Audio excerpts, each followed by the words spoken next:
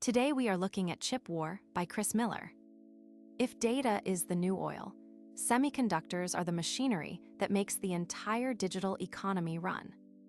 This episode is part of a series on market-proven financial literacy, artificial intelligence, and technology books. The goal is not to replace the book. The goal is to help you decide why it matters, who wrote it, what the big ideas are, and what a practical reader can do with those ideas. Selection basis: Financial Times Business Book of the Year and major technology geopolitics bestseller. About the author: Chris Miller is a historian at Tufts University's Fletcher School whose work focuses on geopolitics, economics, and technology. The core idea is this: the book explains why chips sit at the center of military power, economic growth, AI, supply chains, and US-China competition. Let us break the book into 5 useful lessons. Lesson 1: Chips are strategic infrastructure, not ordinary components. This matters because readers often collect information without changing behavior. A valuable book should improve decisions, not just add facts. Lesson 2: Supply chains create hidden geopolitical leverage. This is where the book becomes practical.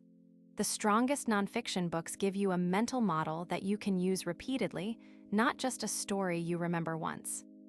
Lesson 3: Manufacturing capability matters as much as design talent. This is especially important for people trying to build skill, wealth, or technical judgment. The world changes quickly, but good principles help you stay oriented. Lesson 4: AI depends on compute, and compute depends on chips. In a 10-minute review, this is the part I would underline. It turns the book from interesting into useful. Lesson 5: Technology leadership is built over decades, not news cycles. This is the long-term takeaway. The point is not to memorize the book. The point is to apply one idea this week. Here are the key points again in plain language. 1. Chips are strategic infrastructure, not ordinary components. 2. Supply chains create hidden geopolitical leverage.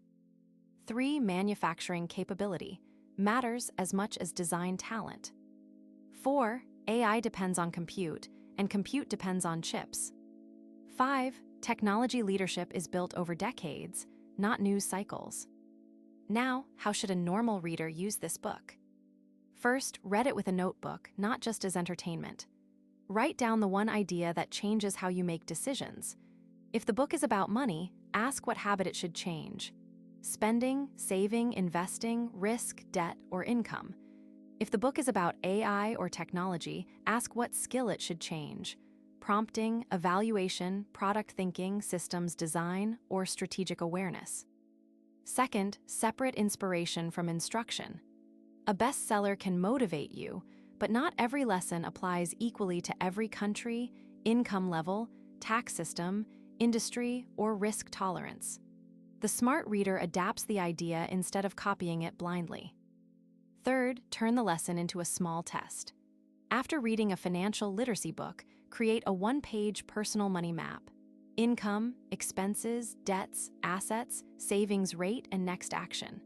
After reading an AI book, test one workflow with AI and measure whether it saves time or improves quality. After reading a technology book, identify one trend that affects your career or business. Fourth, look for the tension in the book. Every strong book has a blind spot. It is geopolitical and historical. Connect the lessons to investing and business carefully, not simplistically. That caution does not make the book weak. It makes your reading stronger. Fifth, teach the idea to someone else. If you can explain the book in 3 minutes without jargon, you probably understand the useful part. Now let us make the episode more practical by applying the book to 3 different viewers. For a beginner, the best use of this book is orientation. Do not try to master every detail on the first read. Look for the one sentence that explains why your current habits may not be working. A beginner should finish the book with a clearer vocabulary. In personal finance, that might mean understanding assets, liabilities, savings rate, risk, and compounding. In AI, it might mean understanding prompting, evaluation, context, hallucination, and workflow design. In technology, it might mean understanding platforms, infrastructure, supply chains, and network effects. For an intermediate reader, the best use of this book is diagnosis. Ask where you already know the idea but are not living it. Many people know they should save more, but they do not have an automatic saving system. Many people know AI can help them, but they only use it for random questions instead of structured work. Many people know technology shapes careers, but they do not track which tools are changing their industry. The intermediate reader should turn the book into a checklist of weak points. For a business owner, creator, investor, student, or professional, the best use is strategic judgment. Ask what this book reveals about the next 5 years. If it is a money book, what customer behavior or personal habit does it explain? If it is an AI book, what work will become cheaper, faster, or more competitive? If it is a technology book, where is the bottleneck? Talent, chips, distribution, regulation, trust, or capital?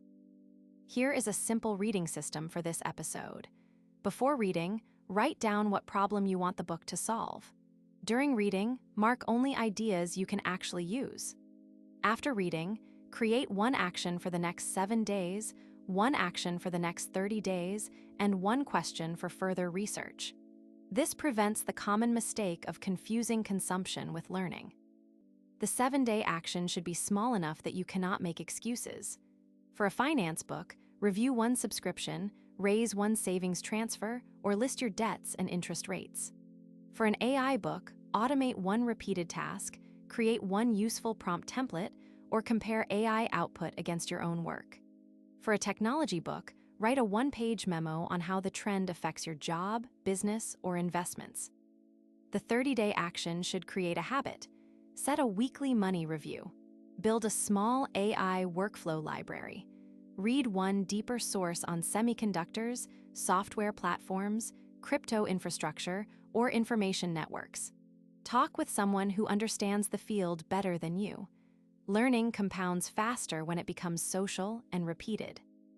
The research question is where maturity begins. Do not ask, should I believe this book completely?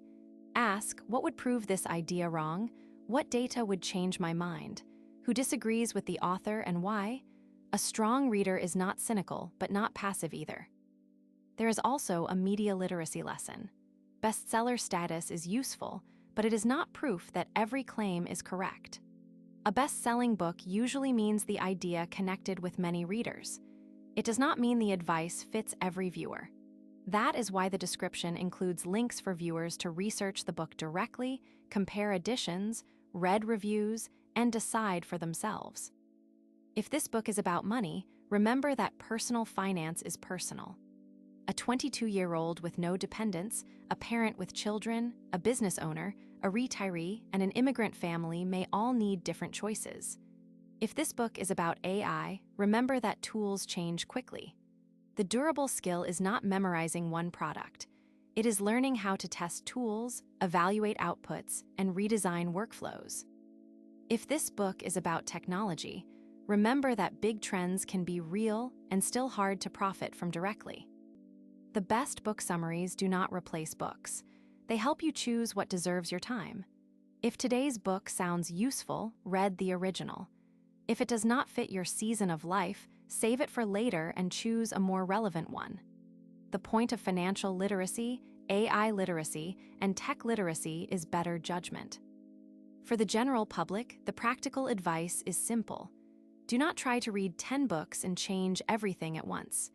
Pick one book, one principle, and one behavior. A better money habit, a better AI workflow, or a better understanding of technology is enough to start compounding. My final verdict on chip war is this. Read it, for the book explains why chips sit at the center of military power, economic growth, AI, supply chains, and US-China competition. The best reason to read it is not because it is popular. The best reason is that one idea from this book can become a better decision in your real life. In the description, add the official book link and a retailer search link so viewers can buy or research the book directly. No investment, legal, tax, or career advice is being given here. This is an educational book review designed to help viewers become more financially and technically literate.